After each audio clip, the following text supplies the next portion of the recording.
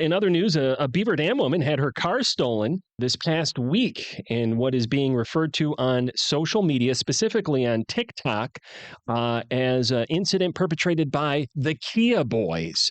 Here with more is, well, L.A. Bass. Yes, I am the woman in Beaver Dam who had the car stolen. Beaver Dam, Wisconsin's got peppers and a stage. Beaver Dam, Kentucky's where Bill Monroe first played. Beaver Dam, anywhere the people all say, have a gosh dang beaver darn great damn day. And welcome to the Great Beaver Fiasco. No beavers were harmed in the making of this show. I am one of your hosts, Thomas Rayfeld. I'm Craig Warmbold. And I'm L.A. Bass. And we are here for the big number 2, you guys, of the Fiasco. And we did shift our studio just a little bit. We did, and I have to say, it feels so good to get this big number 2 out. We did need to do some shifting for our second episode. And I hope you enjoy it. I mean, I'm having a lot of fun. Wow. Yeah. You can go back and you can catch our first episode if you want to see what built up to this big number 2, if you will. Just like a beaver builds its dam, that's what we are doing here. And we are also continuing some things that we started in our first episode. We have a lot of news to get to from beavers across this country, Craig. That's right. In our Dam News segment coming up in just a little bit, we're going to hear about 2 beavers who fell in love just in time for Valentine's Day. So sweet. We are also having part 2 of our conversation with paranormal investigator, just another tinfoil hat, Zelia Edgar, talking about beaver cryptids and more.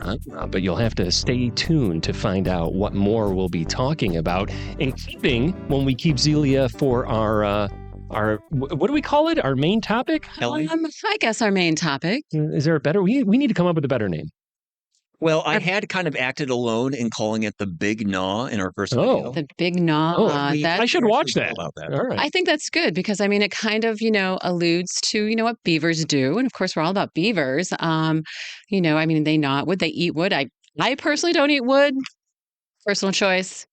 That's a word that doesn't really get a lot of use in common language. Gnaw. No. People are really gnawing on their daily routine. Gnaw does not. I feel like vegans would gnaw.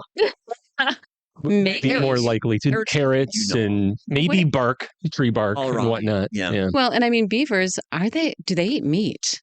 No, they're they don't. They're herbivores. They do eat wood. They do. They like maple, they like aspen, birch, Mm-hmm. which I didn't realize they will overwinter. So beavers are overwinter and they're in their lodges or whatnot. They will keep some of their fresh twigs underneath their lodge in the water to keep it fresh, and so the nutrient content doesn't dissipate over the winter. So it's like a refrigerator. Exactly. So just stay tuned to the Great Beaver Fiasco for all of your beaver insights. Wait, we didn't even talk about what the Big Gnaw is about, you guys. Oh, what's the Big Gnaw going to be about? The Big Gnaw is love and ice cream, because we are coming really close to Valentine's Day, Big V-Day, and also we have some sad blue moon ice cream news. Yeah, we may have jinxed one of our favorite Beaver Dam places in our first episode. That's impossible. Well, it wasn't us. These aren't real. Technically, it was our guest, Zelia Edgar. We could blame her for it. Yeah, boy. That's a pretty smart idea. The Great Beaver Fiasco is on YouTube. You can find us under Supper Club Media.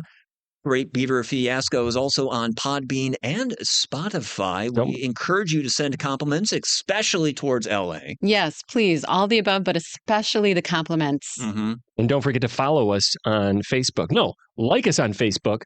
Follow us on YouTube. And also find us on Instagram. There you go. And now it's time for your Dam News. Here with our top story is L.A. Bass.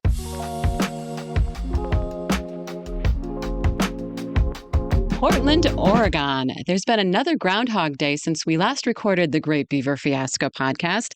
And in the Pacific Northwest, or the PFC, as Craig calls it, a beaver named Filbert, or in some circles, Stumptown Phil, prognosticated the nation's outdoor comfort level through St. Patrick's Day. According to Oregon Public Broadcasting, Stumptown Filbert and Punxsutawney Phil are in agreement on there being an early spring coast to coast. Beavers are not native to Oregon. Nonetheless, Filbert accurately predicted a monumental late winter storm in the Pacific Northwest last year that has led officials with the Portland Area Zoo Filbert calls home to proclaim that they are Beaver believers. Beaver believers over at the Portland area zoo. Stumptown Filbert? Is that right? Yeah, that's Stumptown an actual Filbert. name. That's a great nickname to have. I really am disappointed that Beaver Dam, Wisconsin still does not have its own prognosticating beaver on February 2nd each That year. seems expensive. Like, how do you have to care for a beaver? You have to feed it throughout the year? We used to have a whole monkey of islands out in the middle of Swan Park. Island of monkeys. And take two. We used to have a whole island of monkeys out in Swan City Park, which was your favorite place in Beaver Dam in episode 1. And hopefully you don't jinx it and have it closed down too. No, but I think that was like a time traveling jinx because the monkeys aren't there anymore. Anyway, news out of Beaver Dam, Wisconsin.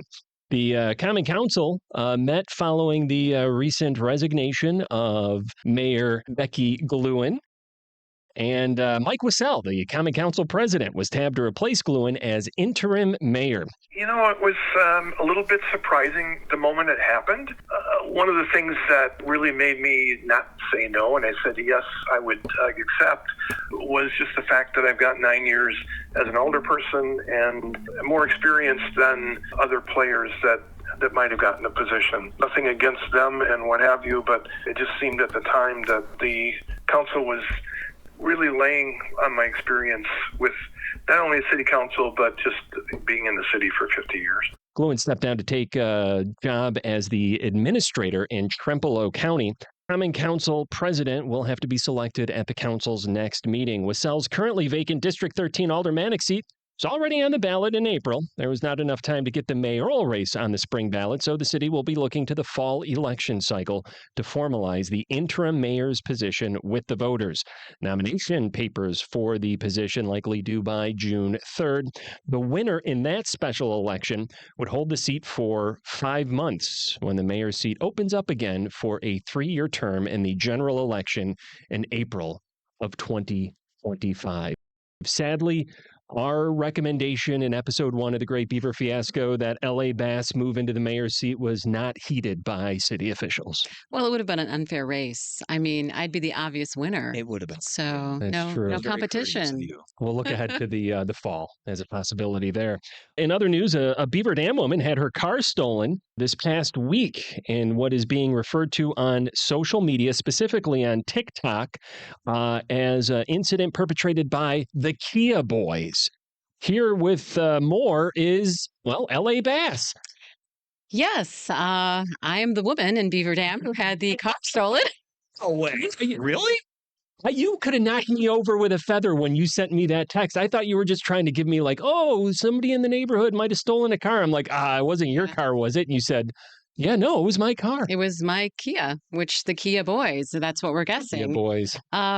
I don't know if anybody has experience to this in this room, but I have a teenager, so I was able to ask her, and I'm a little bit familiar with the situation. But you had a front row seat to this, or a front seat, maybe more appropriately, or no seat actually. Oh yeah, that's true. But apparently they originated in Milwaukee, the Kia Boys, and they have TikTok recordings of how to break into and hotwire a Kia Soul and take it for a joyride. Is it a Kia Soul, specifically a Soul? I'm pretty sure it's specifically the Souls, the Kia Souls. Wow, okay. And I personally think they're nice cars. I like them. They're roomy. They're comfortable. They have a quiet ride. Free unpaid advertisement there for Kia. I guess so. But also, at the same time, they are easy to steal. And there are software updates you can get, but according to my insurance agent, that still doesn't prevent this from happening. Oh, soulless really Kia make any Boys. sense. Kia Soul. That's right. They did. Apparently that's what this is, because then it was recovered within an hour after it was taken. But I have to tell you, it was the strangest thing to go out to my driveway. This happened in daylight. This happened like between like 10 to 5 and maybe about 5:15 in the evening. So it was still light out. And I went outside with some recyclables. I was going to put them in the bin, and my car was just gone. And so you have to have a second where you think, like, did I leave it somewhere? I did. Well, one of my daughters wasn't home. And I thought, well, no, wait, she didn't take the car. And then I was like, there was a time where I did park somewhere else. One time where I parked somewhere else and went to the wrong place for my car and then realized, oh, that's right, I parked over there. So I was, all these things were going through my head. And then I realized, no, somebody took my car. It's gone. Yeah, it's gone. And I have both sets of keys in my possession. So it wasn't anyone asking to borrow the car or, anything like that. It was the strangest thing. So I had these recyclables too, though. And I was just so flummoxed and befuddled that I barely knew what to do with these recyclables. So they may be in the garbage bin. I don't know. Did you But contact the Beaver Dam Police Department, presumably? I did. Okay. And they were very quick to come over and address the situation. And in fact, they're really, my experience was that they were really, really fine, concerned people at the Beaver Dam Police Department. And my experience as well. Yeah. And so he was there. And also my neighbor across the street, who normally sees everything, didn't see this. Was also there. And while we were there, I got a phone call. And I didn't recognize the number. It was a Beaver Dam number. And it was someone asking if this was me. And I said, yes, this is me. And they said, do you know where your car is? And I said, actually, I don't. And he said, well, it's in front of my building. And so apparently it was... Was it the Kia boys that called you? No, it was the owner of the building, which Okay. apparently has decent cameras from what he said. So, yes, so the footage will be reviewed this week if it hasn't already. And he said that he just noticed that there was action outside of his building, and so I found my car. And he tracked it down based on your license plate? I actually had a personal paper with my phone number in the front seat. L.A. I know. And so I have to ask, as a fan of true crime, which you have stated that you enjoy, how does it feel actually being thrusted into a true crime story in Beaver Dam now? It's very strange. It is surreal. It doesn't. It's like, how did this really happen? I mean, I do lock my car. Like, I'm someone who locks my car. I don't, I've watched enough true crime to know that even though this is a small town, you do need to lock your doors on the house, in the car. Was it locked?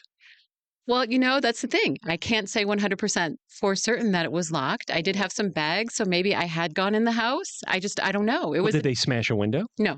But you can get into these cars without doing that. Actually, there are videos about endorsement for Kia. There are videos about that too. There are videos about how to get in if you don't have the key, and so that could have happened. So let me ask you this: if you were to be somewhere and you lose your keys and you're miles away from home, would you go on the TikTok that teaches you how to break into your own car and start your own car so that you could get home? Would you ever do that? I wouldn't have thought to do that until now. But you would consider it now. Oh, well, now I know how to do it. Reporting for the Great Beaver Fiasco, that was L.A. Bass. Thomas? Well, we have a story coming out of Alberta, Canada. A motorist in northern Alberta recently witnessed a beaver versus black bear scuffle. And this was quite a spirited beaver, L.A.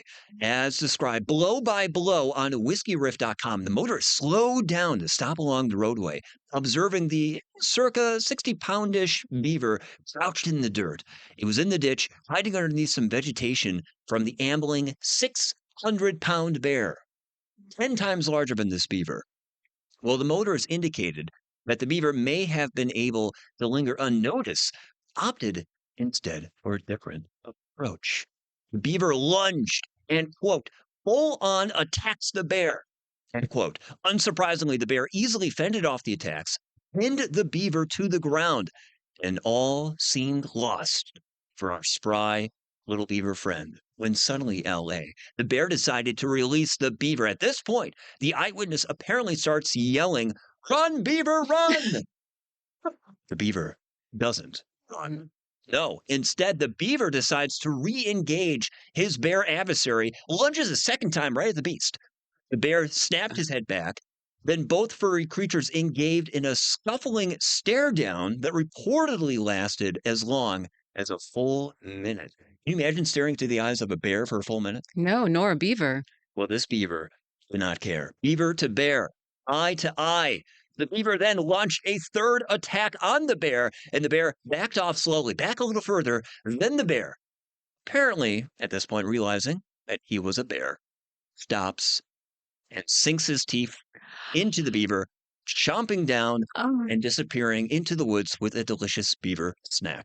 Oh, wow. Okay. no. Reporting on this story from Alberta, Canada. Sorry about that, LA.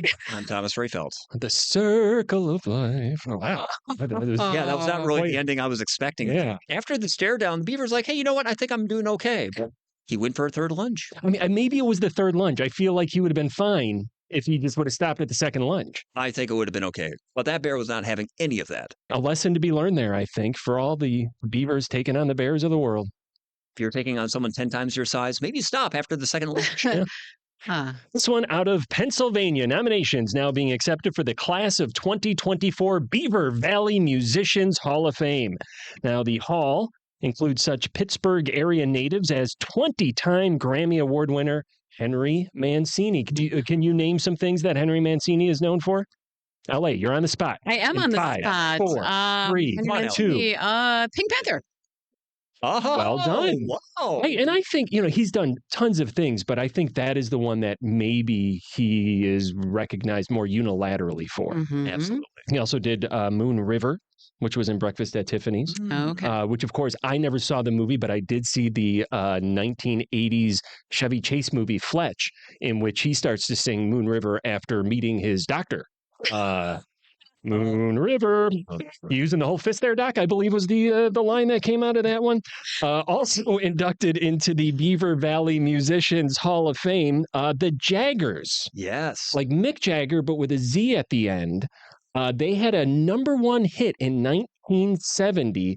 I had never heard it before. I listened to it yesterday. I brought it up to you earlier, and you said, "Oh yeah, I'm familiar with this song." I haven't heard it recently, but I definitely remember that song. They are no relation to Mick Jagger? They're no relation to Mick Jagger. They are. I think they have a little bit of British blood in their group. There's one member that's from the Pittsburgh Beaver Valley area, but Jagger is.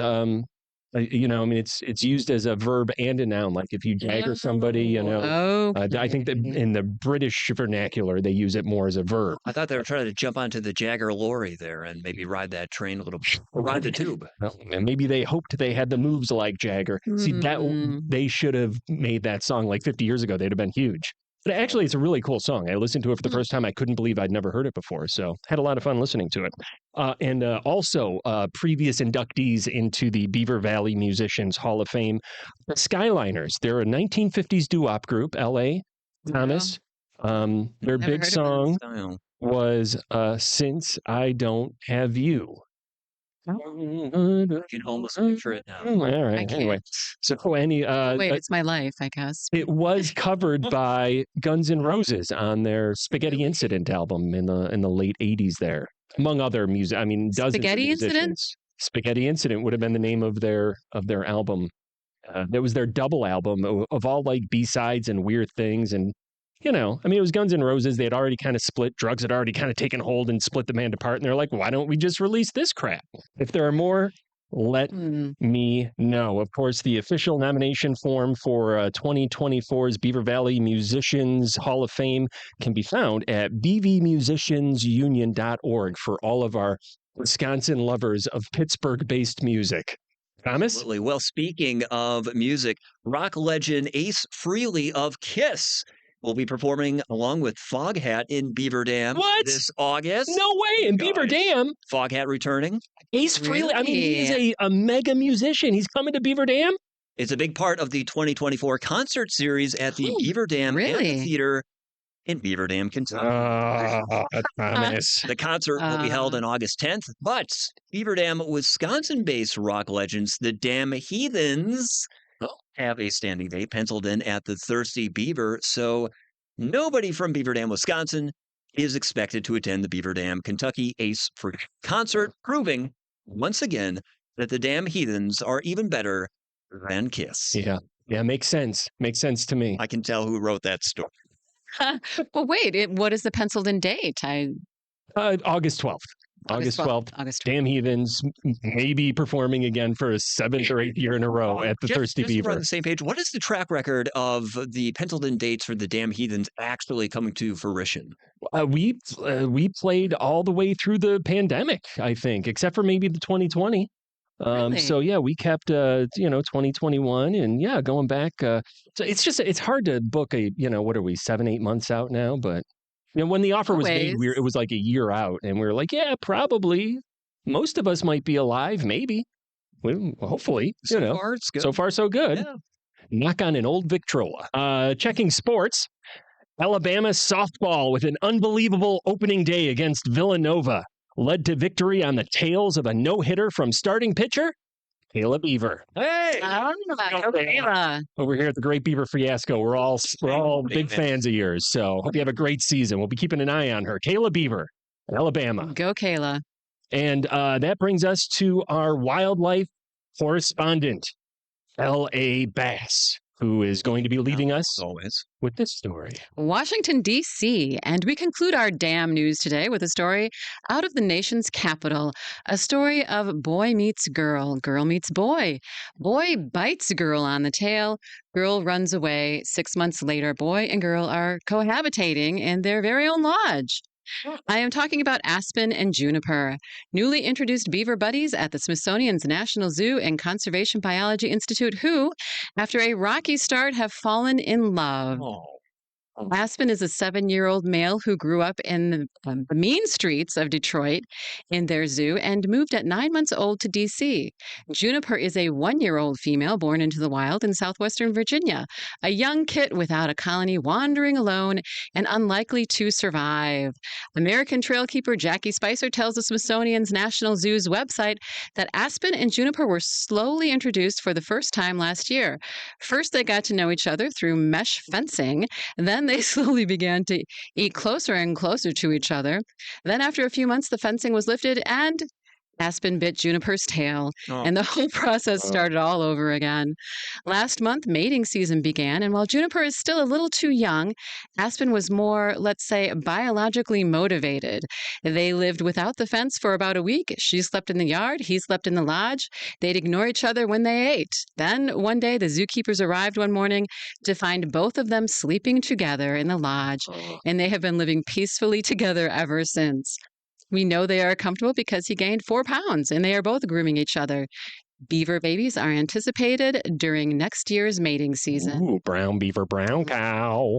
And of course, did you notice the age difference? He was quite a bit older than He was. And Sean Connery of Beavers, though, as I understand it. So okay. Well, I guess that should be okay. Yeah. And she's a beaver, not a cougar. So. Oh, yeah. And if you are thinking about starting online dating, a phrase I would maybe omit would be biologically motivated. Probably not going to win you over any favors. No, that's true.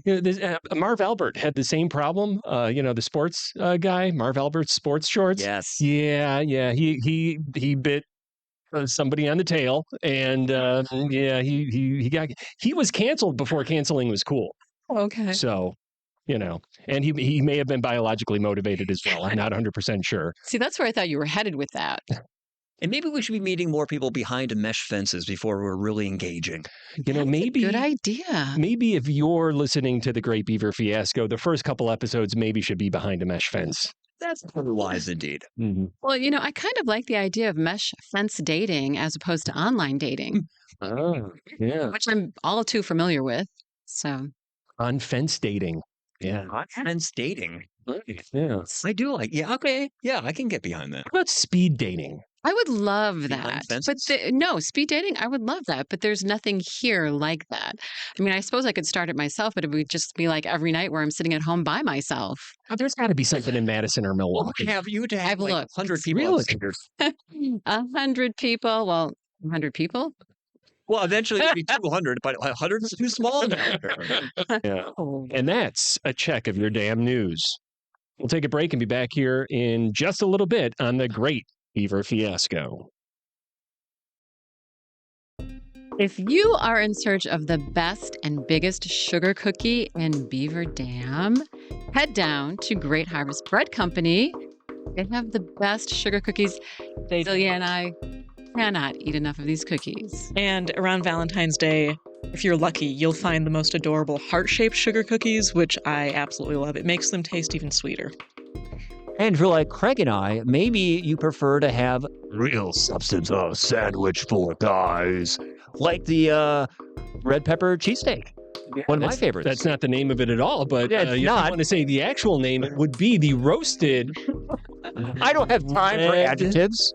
roasted red pepper chipotle cheesecake. I think it's the. I don't know. That sugar cookie tastes.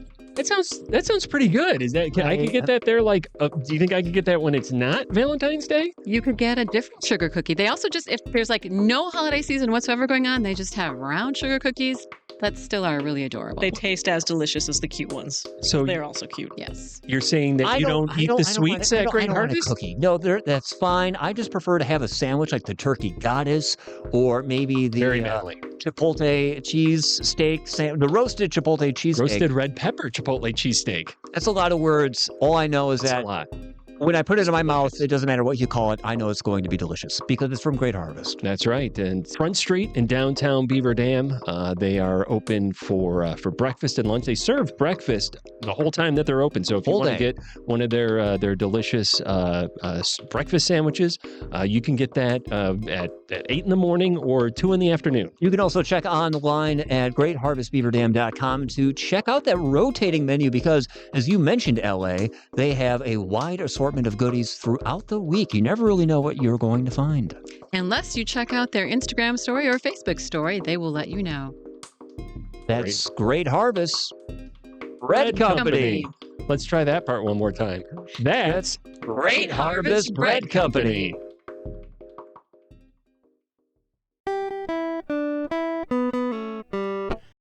And we are back here on episode 2 of the Great Beaver Fiasco. I'm Craig Warmbold. I'm Thomas Rayfeld. I'm LA Bass. And we have a special guest in this segment, returning for part 2 of our conversation. We would like to welcome here now into the conversation local author, paranormal investigator, Zelia Edgar of Beaver Dam. Zelia, thank you so much for coming back and helping put some closure on the fascinating conversation that we were able to start on episode 1 of the Great Beaver Fiasco.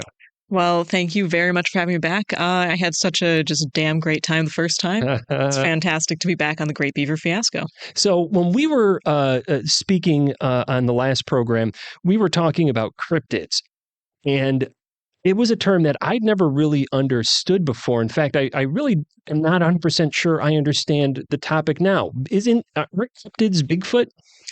So a cryptid at its core refers to the field of cryptozoology, which literally means the study of hidden animals. So at its core, we're not, people, they think about Bigfoot, they think about Nessie and Jersey Devil and all of these kind of big names and very sometimes fanciful sort of creatures. But at its core, cryptozoology is simply the study of animals which have been spotted and may or may not exist. These include things that may seem kind of mundane, like the ivory-billed woodpecker, which is said to have gone extinct. However, people still claim to see it today. So there's kind of a dedicated group of researchers trying to see if the ivory-billed woodpecker still exists. So at its core, a cryptid, it runs the gamut from things that, existed at one point, may be extinct now, may not be, to things that are, super out there, such as the three-legged Enfield horror. Which is the Enfield Horror. Absolutely, yes. Okay. Yes, great distinction there. I love horror movies too. So anyway, the Enfield horror was spotted in the 70s in Enfield, Illinois. And it was this three-legged little gray being with 2 little clawed arms. It was trying to get into someone's house through an air conditioning unit. Very bizarre story. So again, as with many things in the paranormal, it kind of runs the gamut of the weird stuff to the really weird stuff. But what we didn't really dive into was the term that had come up, beaver cryptid. What is there beaver Bigfoot out there? Is that not? Is it more just the unusual? What is beaver cryptid? Well, oddly enough, in 2013, apparently 2 boys in Massachusetts found what they believed was some sort of severed Bigfoot foot. So much so they called the police. There was this furry humanoid-ish foot that they had discovered in a forest. Turns out it was actually a severed and slightly decomposed beaver foot. So that's the closest that I have found to a beaver Bigfoot. However, there is actually quite a bit of research regarding giant beavers, which apparently, if I refer to my notes, the Castorides ohioensis supposedly went extinct around 10,000 years ago, but there are still sightings of it throughout North America. A Canadian-based researcher named John Warnes claimed that he actually had a sighting of one that was just swimming in a lake. He said that its head looked to be about the size of a basketball. So there are indeed sightings of giant beavers. There's also, too, the infamous beaver eater, the Sadochin, which is up in Canada, and supposedly is this very large sort of beast. Cryptozoologists believe that it may actually be a surviving member of the giant ground sloth family, which are in the fossil record in Canada. However, those were not supposed to be carnivorous. So as to why it would have turned to eating beavers, I have no idea. So I was aware of something connected to the eating of beavers during Lent and something about the classification of beavers as a fish. Is this a myth? Is this something that's actually rooted in fact? So in the 17th century, the Bishop of Quebec actually went to his superiors in the Catholic Church to say, hey, my congregation wants some different options to eat during Lent. Can we eat beavers? And the Catholic Church decided in the 17th century, and I don't believe it's been overturned since then, that beaver was classified as a fish, so it was perfectly fine to barbecue up during Lent. So they were eating rodent. Yes. Well, but they classified it as... Yep. I guess the nutria falls into that category, too. Nutria also was claimed as a fish by the Catholic Church, along with alligators, I believe. And nutria, just to refresh other people that don't. Of course. That's basically kind of like another aquatic rodent. Yep, another large aquatic rodent. Wow. So what does that tell us about? So if I was swimming for most of my life, I could be classified as a fish then, based on that watch out logic. for Catholics during Lent, yes. Okay. And Lent starts Wednesday, doesn't it? Yeah, double whammy with Valentine's Day. Yeah. You mentioned that something when you were talking about the beaver eaters before, you mentioned that maybe they were part of the sloth family. Did I hear you right? Giant ground sloths, yes, which are part of the fossil record in, I believe, both of the Americas, North and South. So when I hear the term sloth, I'm reminded of a more modern type of sloth, which is about the slowest moving animal that you might encounter. Yes. Because they are... It's so painful. Slow. Right. It's the slowest moving, but not the slowest speaking because it doesn't talk. You're saying they're... Okay, yeah, that is an excellent... I'm saying that they move really slow, but they talk like an auctioneer if they could talk. Okay, when they Perhaps. The giant ground sloth is related but distinct. It was I'm trying to remember. I think it was around 12 feet tall, one of the giants of the Ice Age era, if I remember correctly. But, we wouldn't know if it was fast or slow based on fossil record anyway. If it was slow, like its modern ancestor, how is a sloth going to catch a beaver? A sloth can't... Well, I don't know how a sloth even eats. Bigger question. That's actually a great question. And the bigger question, too, is... Yes, it's a good one. Is why it would go, because, again, in the fossil record, it's been determined that they were not carnivorous. They were just vegetarians eating plant matter and stuff like that. So why would it suddenly switch to eating beavers unless there's another distinct beaver cryptid that actually is some sort of vegetable beaver? I don't know. Well, what? No. Vegetable beaver? You're talking about a vegetable rodent. That was a joke to all hardcore researchers out there. We are too serious-minded people to take that. This is a very serious podcast. If you haven't already detected, maybe I just need to sharpen up my humor. My apologies. Seriously, though, connecting back to something that we talked about in part one of our conversation, you were discussing how, as part of your research, you're interested in things that have like kind of a double hit, like maybe somebody sees Bigfoot and then they see orbs. What was the term for that? Oh, like high strangeness type encounters. And yeah, that is definitely my kind of area of expertise. Hopefully expertise. I don't know if you can truly be an expert in these things, but I'm definitely trying. It seemed like when we were having conversations about that, the way we were pivoting was by following up on this idea of, well, yeah, maybe one weird thing happens and then another weird thing happens and maybe they're connected. And you mentioned psychology might play into that. And you just said that in passing last week. Can you dive into that a little bit more? How do you approach these things that could be potentially all in somebody's mind, perhaps, and not part of the physical world? I think that, there's definitely, with all of these things, there's kind of a spectrum. Talking about sort of strict cryptozoology, that's one side of the spectrum. Such as, again, I'll bring up the ivory-billed woodpecker because I think that's a great example of something that I personally believe is not really tied to high strangeness. If this animal is still out there, it's simply something that is exactly that, a hidden animal, something undiscovered. On the flip side, yeah, you do have these cases which appear to be um, maybe not material or physical at all. And I think that, there is a risk sometimes of there being maybe just a psychological influence. That's not necessarily my area of what I'm super interested in, but I do think that psychology does play into many high strangeness encounters because there is that give and take between the observer and the observed. And again, referring to psychology, it's mainly like, kind of the theories of Carl Jung, who was very interested in how what he referred to as the super mundane played in with the mundane and with the experience of being human. And so that's kind of the route that I'm very interested in is, how much of these encounters exist without us? How much of it exists because of us? Is it some sort of message, almost from ourselves or some sort of like, collective unconscious to the individual? So playing off of that, I'm kind of wondering, is Bigfoot telepathic? Because everyone seems to be going the search for Bigfoot, hunting for Bigfoot, whatever, even that term hunting for Bigfoot is very aggressive. And a lot of people Yes. seem like, I want a photo, I want proof, I want this. Like it's very transactional in the favor of the observer. It's not really the greeting I would want if I was running naked through the woods and somebody was trying to make contact with me. Again. necessarily. Exactly. Yeah. Well, and there are so many encounters too. And this is another thing that kind of bleeds across every single genre of paranormal research is that it seems like regardless of what the anomaly is, it's always just out of reach.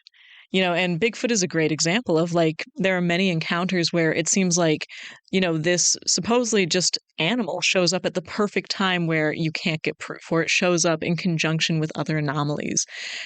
Or, one thing that I'm very interested in, actually, one of the cases I mentioned on the last podcast here, the Beaver County spook light. The witness claimed that when he would move, the spook light would kind of move with him, almost like it was reflecting what he was doing. And you'll see that even in Bigfoot encounters where someone's running away from Bigfoot and Bigfoot is kind of matching their speed. They go slower and Bigfoot goes slower. So I do think that there is, whether it is strictly something, some being or entity that is telepathic, or if it is some sort of manifestation that is reflective in nature, that's one of the big questions. So Bigfoot could be a bunch of people with a giant mirror just chasing after people, reflecting their every move. I haven't thought of that one before. Maybe. If this was some sort of Scooby-Doo episode, I could see that being the case. But Bigfoot could be a feral human being that has developed his sense or her sense of being able to stay secluded and perhaps scale trees in ways that humanoids typically might not be able to, type of thing. There's a whole subset of research too. A lot of people believe that Bigfoot is some sort of either proto-human or feral human that, and again, there's so many different ways of looking at it. For every single mystery, for every single anomaly, there are countless different ways of looking at it, which is another thing that I love so much, is kind of categorizing and classifying these belief systems. And so, and again, within Bigfoot research, there's this subset of people who believe that it is some sort of proto-human or semi-human.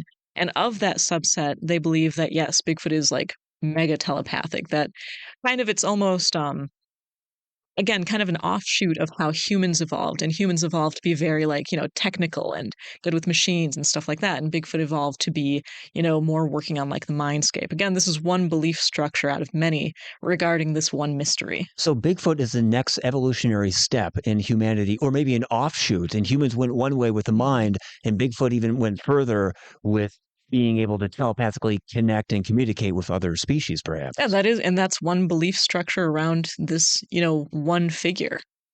Which again, there's just so many different ways of looking at it. And it is intriguing because, when I was first getting interested in cryptozoology, Bigfoot was the first thing that really stood out to me. It was because of my mom. She had grown up in the 70s and remembered that it was kind of this scary, like, woo, urban legend type thing. And so she got me into it, got me totally hooked. And my first interest was strictly in cryptozoology. I really wanted to be, there when Bigfoot was found, when, it was brought in and studied and all of that sort of thing. And like you're saying, that kind of aggressive, hunting. I mean, I didn't want to hunt it down particularly. I was a little bit too, I don't know, not confrontational enough for that, I guess. But I would love to have had that proof. And as time has gone on, I've kind of moved away from that sort of obsessive need for proof to something that's akin more to maybe understanding. So, what value do you place on the possibility that this is just a product of human imagination and that there is, nothing like that even out there? I think that, of course, that's always a possibility. And I think that any researcher of the anomalous has to constantly weigh that possibility to keep rationality to keep everything else in check. However, I think that when you really look at just the broad scope of so many sightings across so many, so much different, spaces, times, cultures, even, and you see these threads, it's more than even just like, let's say you take just a look at the US and you take a look at the sightings.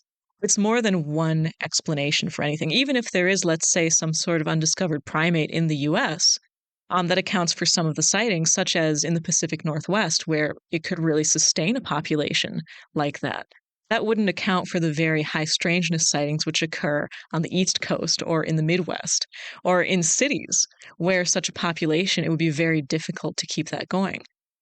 So in my opinion, though, and again, it's those sightings that are the truly anomalous and that are linked to more high strangeness type phenomena, such as light anomalies or other occurrences of different sorts of paranormal phenomena that I'm extremely interested in. And the amount of similarities between these, very different sightings for very different people, I think that it points to there being some sort of objective occurrence that is also semi-subjective. It's something that's kind of on the cusp of reality and unreality. And that's what makes it very exciting for me. Well, the reality is that we want to thank you so much for joining us for part 2 of this conversation, continuing from where we left off in the first episode, which you can also find, by the way, at Supper Club Media. Like us and follow us on YouTube. Just another tinfoil hat, Zelia Edgar. You are able to stick around for our big topic of conversation, our Big Gnaw coming up. I'm looking forward to it, sinking my teeth into that, I guess.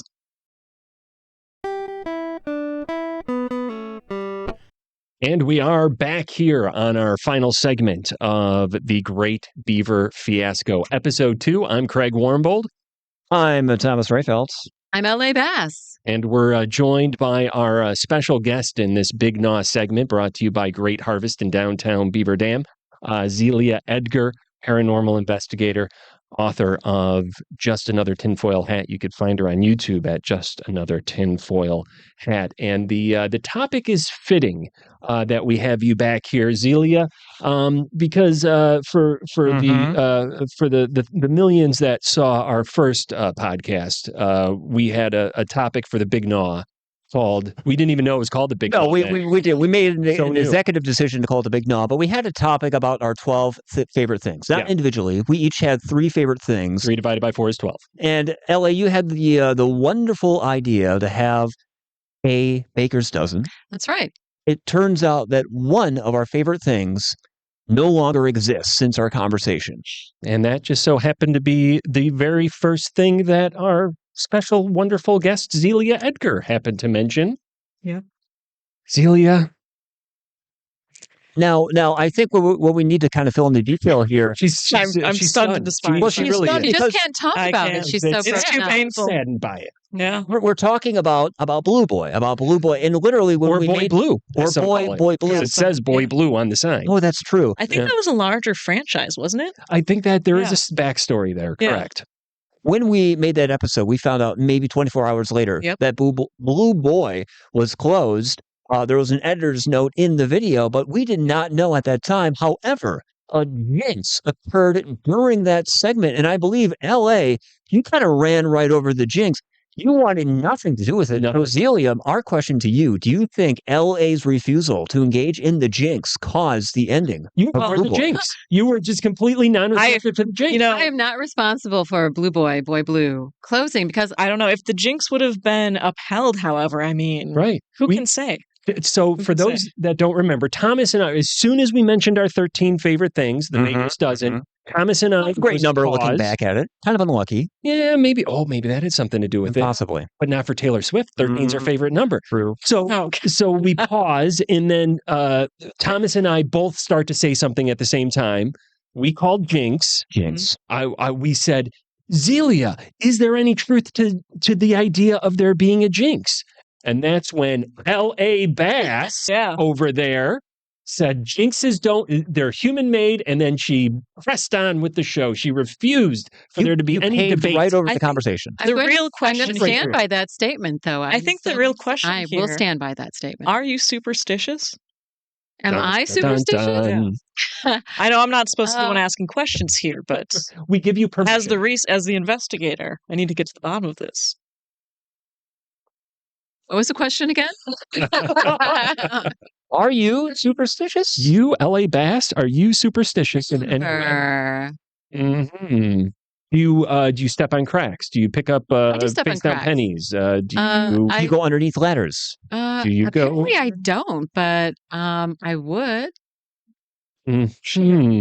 We've had a scenario to actually test that theory, and I specifically remember, avoided going underneath the ladder. For you to leave this room where we're recording, you're going to have to leave through a series of ladders. It's like a whole obstacle course of ladders and black cats. The thing, it's true with ladders. There could be a hammer on top of the ladder that could just fall on you if you bump it, so it's safer.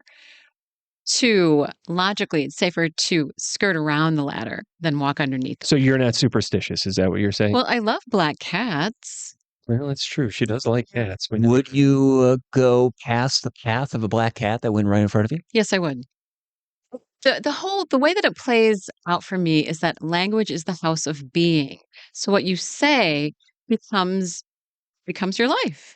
So I'm not going to say that, yes, I believe in jinxes. I'm not going to say, yes, I'm superstitious. I see. And that brings us to our special guest, Zelia Edgar, paranormal research and expert in things superstitious, I would say. Yes. I do want to say, so you believe that what you say, the power of words, the affirmation, what I say will become true. Manifested. Correct. So you're not really saying you're superstitious, but my question for you, I guess, is, do you believe in love? That's a very powerful word. Do you think love? I do believe in love, yes. Do you believe in ice cream? I most definitely believe in ice cream. That's the topic we've got here on the Big Gnaw. Love and ice cream. Of course, you have one less option to love ice cream in Beaver Dam, since it was announced one day after our first podcast that Blue Boy in Beaver Dam would be closing. Zelia, do you feel that the fact that it was mentioned on this program as one of our 12 favorite things, and then we wrapped up the segment and Thomas and I jinxed each other, do you think that might somehow possibly have something to do with the fact that Blue Boy it's for sale? I mean, it's not a done deal yet. Somebody could buy it. Fingers crossed. Yes, Fingers are crossed. And it would be a very wise investment. Yeah. Oh yeah, we wholeheartedly invest in get your going to the bank. Chocolate covered bananas and more. Yeah, and it was always busy. If you love, maybe the claw machine. Maybe you, Zelia, could think about perhaps looking into ownership of Blue Boy. Could rename it into like Spooky Scoops or something. Oh, that'd be pretty cool. Oh wow, a ghost themed ice cream place. If anyone's interested in that, funding would be great. What do you think of the jinx side of it? Here's the question. This is the question at the core of all anomalies research, in my opinion, is really what came first. Did the jinx Blue Boy, or was the information about Blue Boy closing already in some sort of state that was then picked up on when I decided to name it as my third technically, but the first one I stated favorite thing, and then also caused the jinx?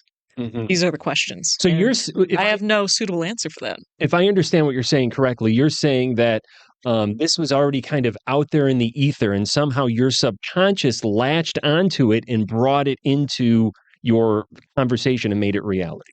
or maybe the jinx jinxed it. I mean, it's kind of like, do you look at is the future able to influence the past or the past the future? Or, is the present really just the cross section of these two kind of ephemeral states of being or not being?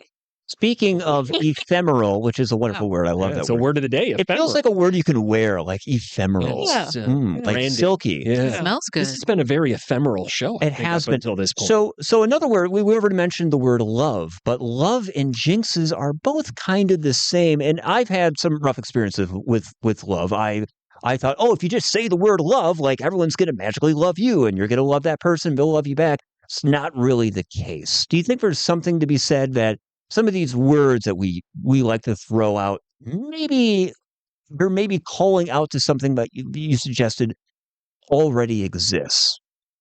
So yeah, I see your point with, it's kind of like actually what you were saying about language being the house of being falls into line with, I'm a huge fan of the Coen brothers, and whichever one of them wrote a philosophical thesis, who I can never remember if it was Ethan or Joel, was very interested in Wittgenstein's philosophy. And one of the main tenets is that for humans, words kind of do define and therefore create our worlds. And if you go through, again, the Coen brothers' filmography, so many of their films kind of boil down to that miscommunication and communication, and kind of the two sides of how words both kind of connect and also can disconnect us. So I think that words have a lot more power than, you would typically give them credit for, just in thinking about them as the things that we say. So does love exist? Is it a tangible reality of energy that exists on this earth in this dimension? So do we distill it and pour it over our ice cream sundae? I think that honestly, I know a little bit too much about the major beef between Einstein and Tesla than I probably should. Okay. And one of Tesla's critiques on Einstein was that he effectively relied on the universe being love. And I like that concept, but again, I kind of tend to like a lot of Einstein's concepts, and that's one that I would agree with. So I think that love is a force more than an emotion or more than, just a word or a concept. I think it's a force. I think for your spooky scoops idea, maybe having a beef sundae could be really a Wisconsin twist on a classic beef sundae. That would be interesting. Physicists have studied physical energy before. It has positive and negative aspects to it. Could love maybe be so boring that it is just enmeshed in the energy of our entire universe and being? And if it's positive energy, that's love. And if it's a negative energy, that is the opposite of that. Wouldn't that just be hate then? Is hate actually the opposite of love? Opposite of Apathy is. Oh. Wait, empathy is the opposite of love. Yes, just not caring. Well, cold is not the opposite of empathy warmth. is not just caring. No, not. Apathy is not caring. Yeah. I think not caring is the opposite of love. Right, because I don't think it's hate, but I don't know if it's not caring. Okay. Well, it's just moving away from positive. Yeah, cold isn't the opposite of warm. You just said the that. absence of it. Yeah. That's so. Oh. Yeah. It's not the opposite. Moving. But isn't that the opposite? Having the absence of? No. Okay, I see what you're saying. Is absence opposite? Really? Because I'm confused now. Where Thomas, let me explain to you what Zelia said. Yeah, okay. I couldn't have said it better myself. Thank you. Yeah, see? Exactly. I guess it's not really an opposite. I mean, these are the only words, LA, to what you kind of mentioned before, these are the only words we have to describe this phenomenon. They're not necessarily a clear beginning and a clear end, but it's just a spectrum that we have constructed based on our language to try to give meaning to things that we can understand. It's not really an objective beginning and end. Real understanding. That's not what Zelia is saying. Zelia is saying it is an objective thing. And it does exist out there in the world, and the positive energy is love, and then there's the opposite of it, or there's the absence of it. However, is anything truly objective in a universe full of observers? Because if you go into quantum physics, again, the spooky action at a distance, these subatomic particles just know when something's even thinking about them. So the universe created human beings so it could experience itself. Is that what you're saying? That's one theory. So could we also posit that all the world's beavers know when the Great Beaver Fiasco drops every week? Yeah. They possibly. When will that be, Thomas? Tell the folks at home. Well, Craig, I'm so glad you asked because our episode is already out there. So when it's dropping is no longer of any importance because it already exists in the world. Well, we haven't dropped number 2 yet. LA? That's true. We have not dropped number 2. We have not. Well, we're doing number 2 right now. We're doing it right now, and so far, this is a perfect explanation for what this show has been so far. I think so. The Great Beaver Fiasco. I think we There's nailed a lot.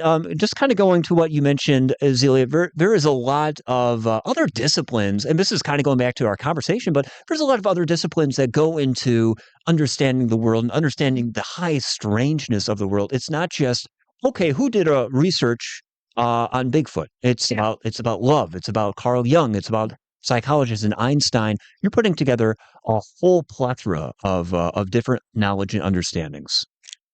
It's, when I was like 8 years old and getting really, really into this, I never would have expected that it would lead to this. But I feel like to truly try and understand these anomalies is kind of to just try and understand what it means to be human.